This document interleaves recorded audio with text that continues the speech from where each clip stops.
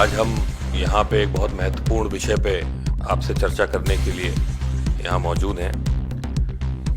हमारे नेता और नेता विपक्ष आदरणीय राहुल गांधी जी, हमारे राष्ट्रीय अध्यक्ष मल्लिकार्जुन खड़गे जी, प्रियंका गांधी जी और तमाम हमारे सारे नेता लगातार ये बात कहते आ रहे हैं कि भारतीय जनता पार्टी संविधान के ऊपर हमला कर रही है, संविधान को बदलना चाह रही है। इस 2024 के चुनाव में जब उनने सीधा सीधा हमला किया तो दलित समाज ने, पिछड़े वर्ग ने उनको दिखाया कि उनकी मनमानी नहीं चलेगी। और अब वो जब वो देख चुके हैं कि संविधान की क्या ताकत है, संविधान को मानने वाले लोगों की क्या ताकत है, तो वो घुमा करके इस पे हमला कर रहे हैं। संविधान से दिए हुए सुरक्षाओं और प्रावधानों के ऊपर हमला किया जा रहा है।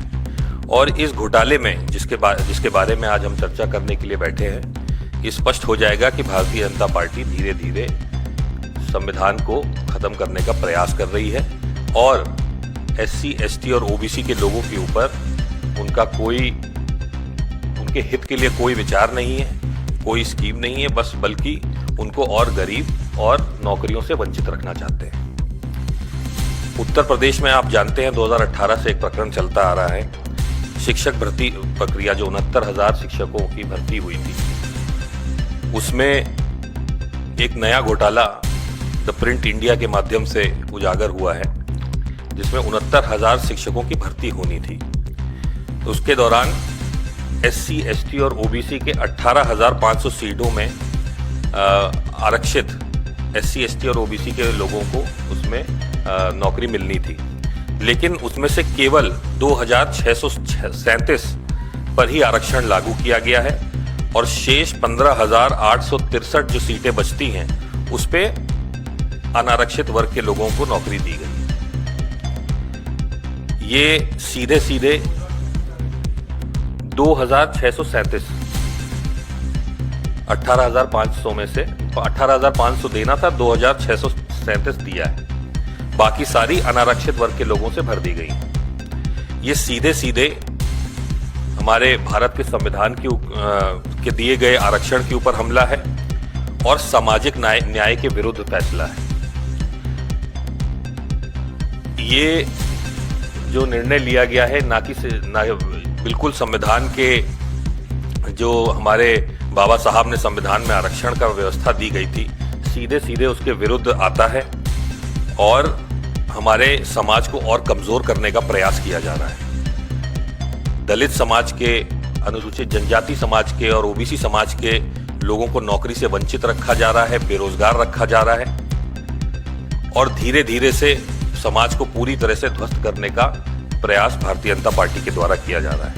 और इसके खिलाफ जो छात्र, जो शिक्षक विरोध प्रदर्शन कर रहे हैं, उनको भी दबाने का प्रयास किया गया है, उनको कुचलने का प्रयास किया जा रहा है। बल्कि सरकार की तो ये मंशा होनी चाहिए कि जो वंचित वर्ग है उसको और ऊपर उठाया जाए, उसको नौकरियों में ज़्यादा से ज़्यादा हिस्सेदारी मिले, उसको सामाजिक न्याय मिले, जिसकी कल्पना बाबा साहब भीमराव अम्बेडकर ने करी थी, राजनीतिक, आर्थिक और सामाजिक न्याय की।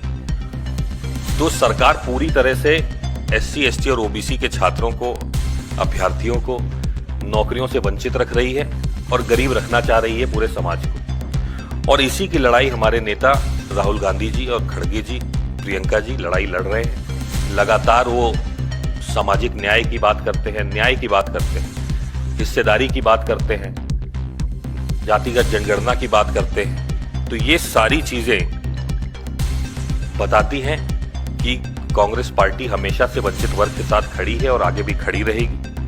और कांग्रेस पार्टी इस प्रकरण में ये मांग करती है कि इस भर्ती घोटाले में उच्च स्तरीय न्यायिक जांच हो। आरक्षित वर्गों के जो 18,500 जो सीटें खाली हैं, उन सब पे योग्य उम्मीदवारों का चयन किया जाए, दलित समाज से, जनजाति समाज से और OBC समाज से। और इस अन्याय के खिलाफ जो आवाज उठा रहे अभ्यर्थी हैं, उनको भी न्याय मिले, उनको उन पे हो रहे जो अत्याचार और दमन जो उनके ऊपर हो रहा है उस पर रोक लगे। और कांग्रेस पार्टी इस सामाजिक न्याय और संवैधानिक अधिकारों की रक्षा के लिए हर संभव प्रयास करेगी। और इस घोटाले में जो लाखों युवाओं की जिस सपनों पे जिस तरह से प्रहार हो रहा है, जिस तरह से उनके सपनों को तोड़ा जा रहा है, सालों साल उतनी मेहनत वो करके नौकरी पाने का प्रयास करते हैं, और आजकल के माहौल में जब नौकरियां वैसे ही नहीं है, बेरोजगारी बढ़ती जा रही है, ऐसे में 2018 से और आज तक ये हवा में लटके हुए हैं, इनको रोजगार नहीं मिल रहा है। इनको जल्द से जल्द न्याय मिले, रोजगार मिले। धन्यवाद। आपके कोई अगर सवाल हो तो आप